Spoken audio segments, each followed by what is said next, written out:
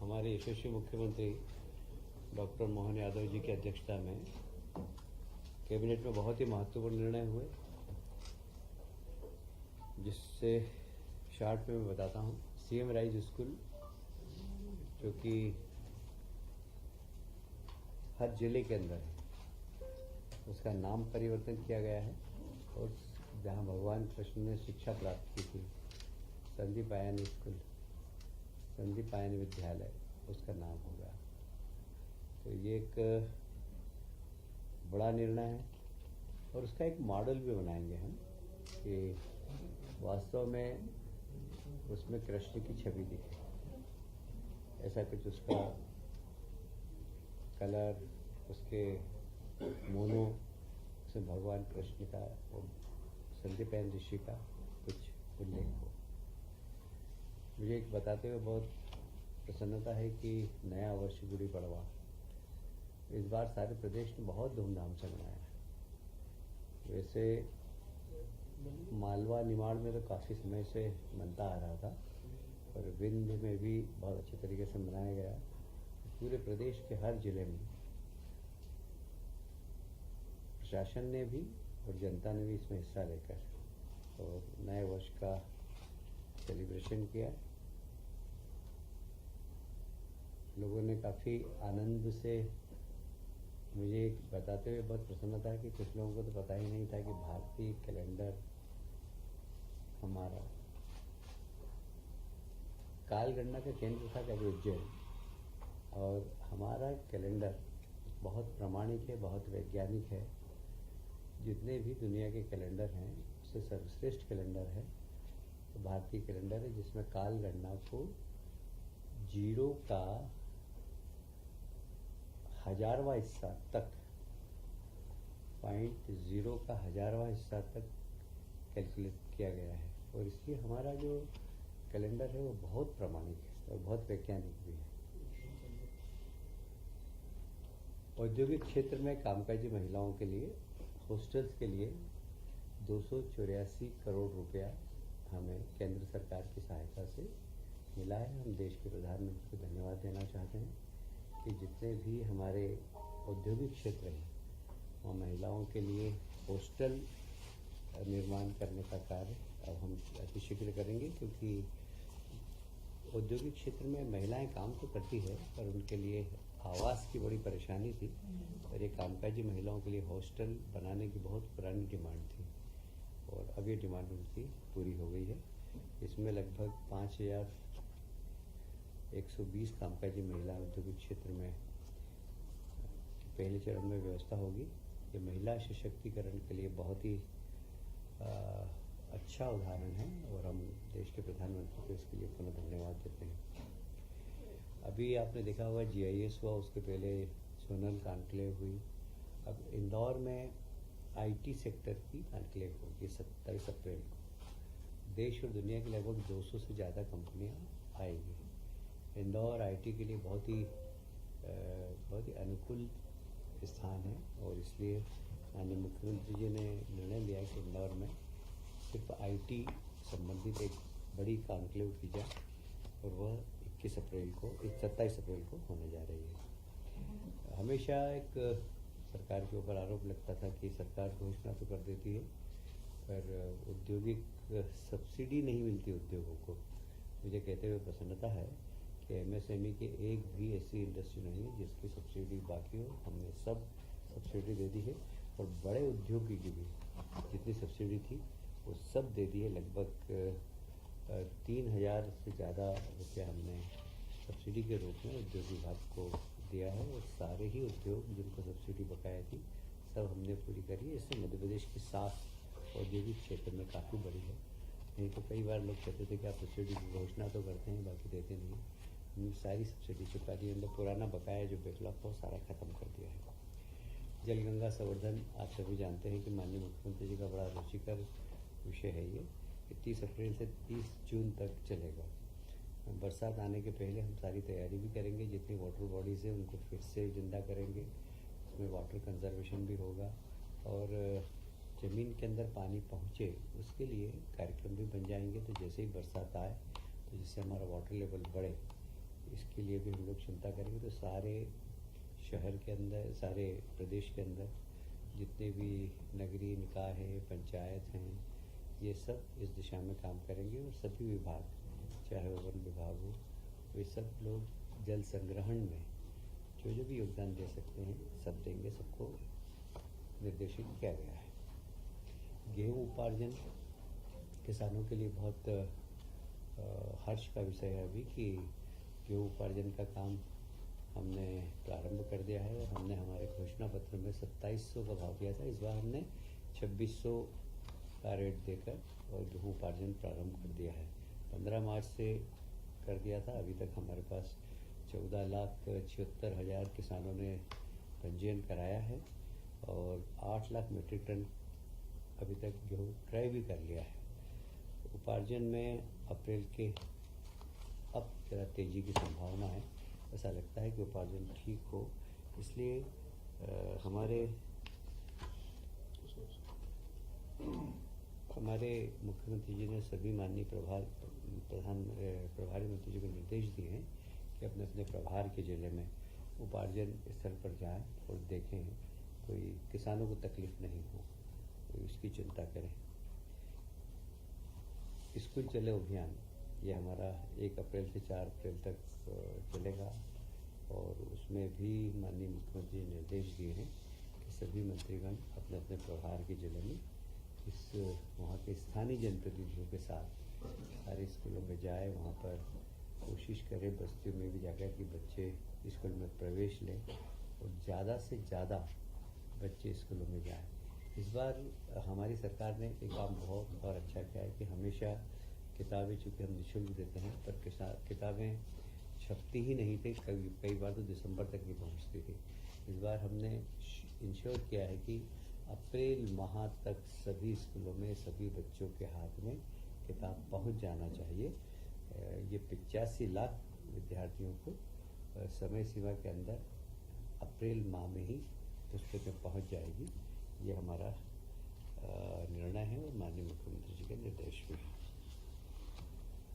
आप सभी जानते हैं कि परिवहन एक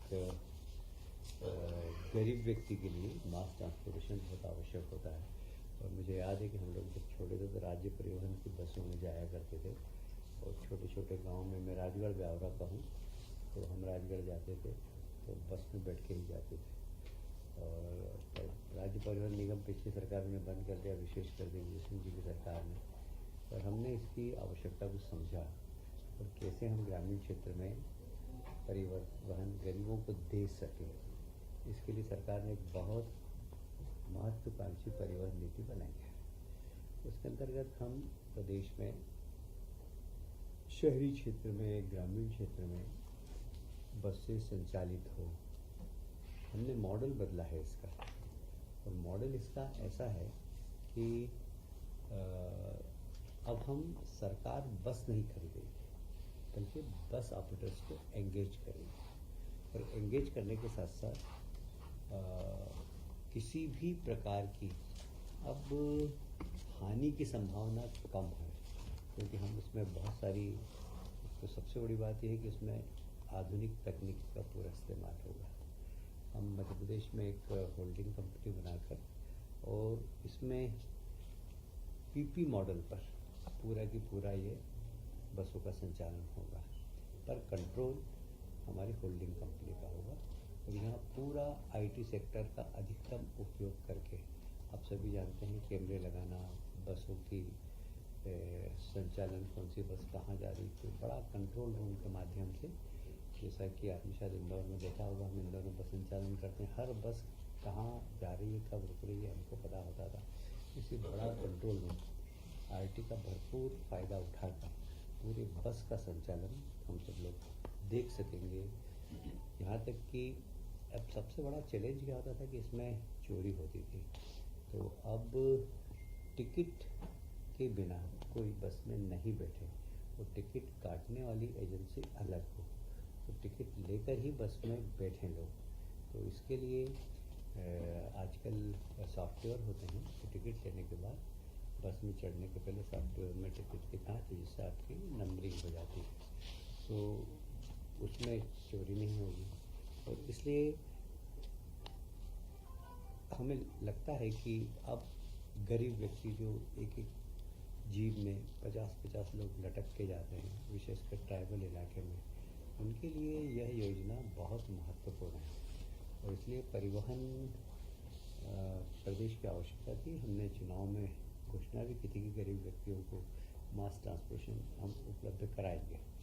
तो हम उस घोषणा के अनुरूप ही हमने परिवहन नीति प्रारंभ की है। मुख्यमंत्री सुगम परिवहन सेवा इसका नाम है, और इसके माध्यम से हम दूरस्थ ग्रामीण क्षेत्रों में आवागमन सुगम कर सकें, इसका हम प्रयास कर रहे हैं। इसमें एक मैंने बताया मध्य प्रदेश की होल्डिंग कंपनी होगी, फिर 7 कंपनियां संभागों के अनुसार होगी। इंदौर, भोपाल, रीवा, जबलपुर, ऐसे उज्जैन, ऐसे अलग अलग होल्डिंग कंपनियां होगी। फिर उसके बाद ज़िले में भी हमारी सलाहकार समिति होगी, जिसमें माननीय जो वहाँ के ज़िले के अगर मंत्री हैं कोई, तो मंत्री अध्यक्षता करेंगे, अदरवाइज़ कलेक्टर समन्वय का काम करके सारे जनप्रतिनिधि, उसमें विधायक भी होंगे, सांसद भी होंगे, और समय समय पर होल्डिंग कंपनी को सलाह देंगे कि कैसे कहाँ पर बसें चलना चाहिए, कहाँ नहीं चलना चाहिए, इन सबको। इसमें जो विशेषता ये है कि एक तो पहला जैसे मैंने बताया कि सरकार बस नहीं खरीदेगी, सरकार प्राइवेट बस ऑपरेटर से काम लेगी। हम इसकी भी चिंता करेंगे कि बस वालों को नुकसान नहीं हो, क्योंकि बस वाले कोई चैरिटेबल कंपनी तो है नहीं। हमने वहाँ पर कार्गो सिस्टम को अभी हम प्रारंभ कर रहे हैं। जैसे सामान ले जाना एक स्थान से दूसरे स्थान पर, डाक ले जाना एक स्थान से दूसरे स्थान पर। जैसे एक दिन में इंदौर से 4 घंटे में भोपाल अगर डाक भिजवाना है तो बस की व्यवस्था कर सकते हैं। उसमें कुछ सामान भिजवाना हो तो उस बस में रख सकते हैं। तो कार्गो सिस्टम भी चालू कर रहे हैं, और परिवहन नीति के जो हमारी पॉलिसी उसमें संशोधन भी कर रहे हैं। एक्ट में प्रावधान करेंगे कि हम सवारी के साथ साथ उस बस का इस्तेमाल कार्गो के लिए भी कर सकें। हम कैसे, भले ही फ़ायदा हो या नहीं हो, पर नो लॉस नो प्रॉफिट पर ये पूरी कंपनी चले और गरीब व्यक्ति इसमें यात्रा कर सके सस्ते में, इसको हमने ध्यान रखा गया है।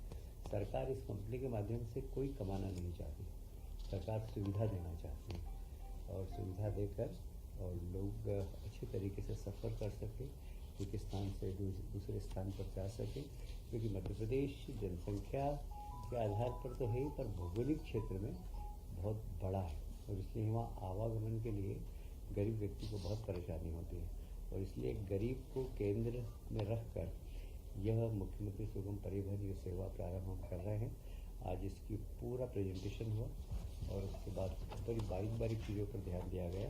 उसके बाद भी जब इसके नियम बनेंगे, इसमें जो भी और आज सुझाव आए माननीय मंत्रियों के, उसके आधार पर जो कुछ परिवर्तन करना का तो हम करेंगे।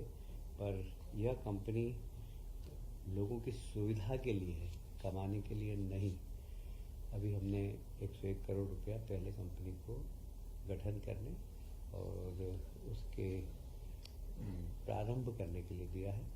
आवश्यक उसके बाद जब ये कंपनी अपना कार्य प्रारंभ कर देगी तो इनकी खुद की इनकम भी प्रारंभ हो जाएगी, और आवश्यकता हुई तो फिर अगर पैसे की आवश्यकता पड़ेगी कंपनी को तो फिर हम पैसे देंगे।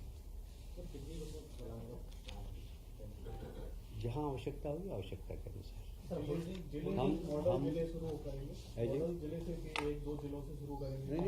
ऑलरेडी देखिए इंदौर में चल रही है ना, भोपाल में चल रही है। इन सब बसों को लेकर अब उसमें इंटर स्टेट बसें भी आएगी, इंटर सिटी बसें भी आएगी। इसलिए पूरे प्रदेश में हम शनै इसको पूरे प्रदेश में लागू कर देंगे। पर शुरुआत तो 2, 3, 4, 5 जिलों जहाँ पर अभी कंपनी चल रही है उसी को हम प्रारंभ करेंगे। फिर जहाँ जहाँ जैसी आवश्यकता होगी, देखिए आवश्यकता कहते हैं आविष्कार की जननी है, जहाँ जहाँ डिमांड की जननी है। अगर आवश्यकता होगी तो कल से ही झाबुआ चालू कर देंगे, कल से जहाज चालू कर देंगे। डिमांड के ऊपर पूरा करेंगे, बिना डिमांड के हम बस चला दें और वहाँ जाके खड़ी रहे तो और पैसेंजर नहीं मिले। इसलिए यह कंपनी घाटे में नहीं जाए, इसका हम बहुत ध्यान रखेंगे। और जहाँ जहाँ डिमांड होगी वहाँ वहाँ बस चलाएगी। किराए का समस्या आएगी, किराए की सबसे बड़ी समस्या है कि जो नॉमिनल किराया होता था हाँ वो बढ़ के मिलेगा, क्योंकि वो इतनी सुविधाएं अगर पीपी मॉडल में देंगे हाँ। तो किराया बढ़ाएगी जो जनता अभी जिस किराए से जा रहे हैं उससे तुमको सस्ता पड़ेगा। सर एक होल्डिंग कंपनी कितनी रहेगी सर? होल्डिंग कंपनी तो एक ही रहेगी, मध्य प्रदेश एक ही। फिर उसके बाद संभागीय कंपनी भी रहेगी, संभागीय जिले में सलाहकार समिति रहेगी। अभी इस बारे में कुछ चर्चा नहीं। वैसे कहता रहा हूँ आपकी जहाँ जहाँ बस चल रही है वो तो चालू, उसी को तो हम चालू कर देंगे, अब उसका एक्सटेंशन करेंगे।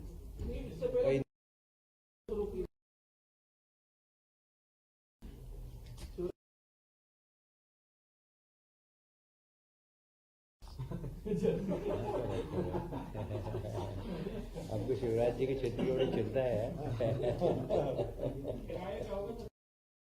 जी। ठीक है सर, आगे को बता दीजिए। सर जो औद्योगिक क्षेत्र में जो आपने बताया सर, उसमें किस तरह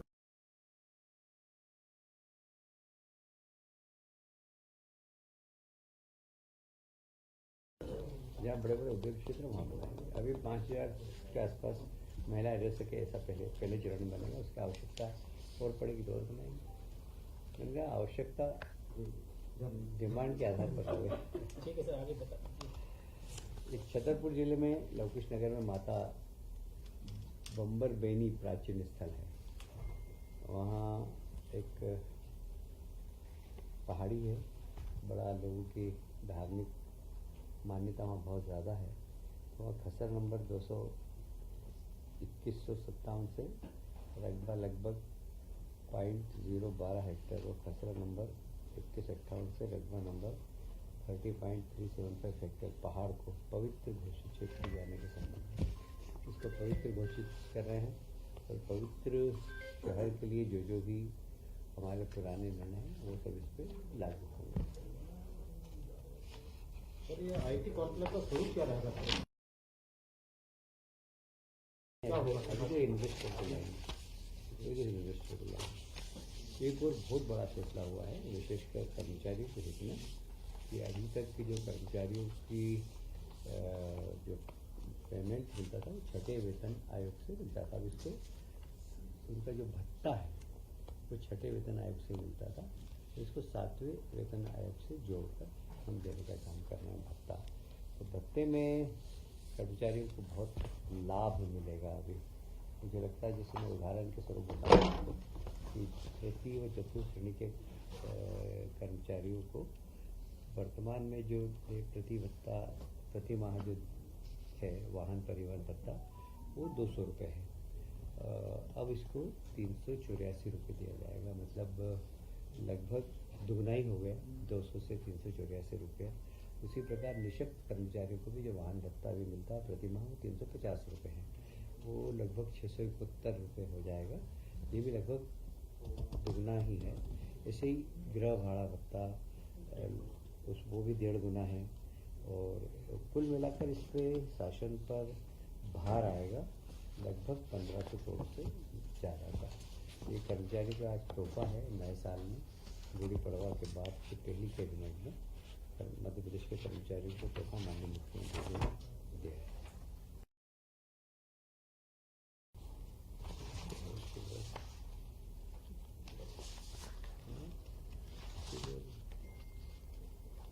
ठीक है जी।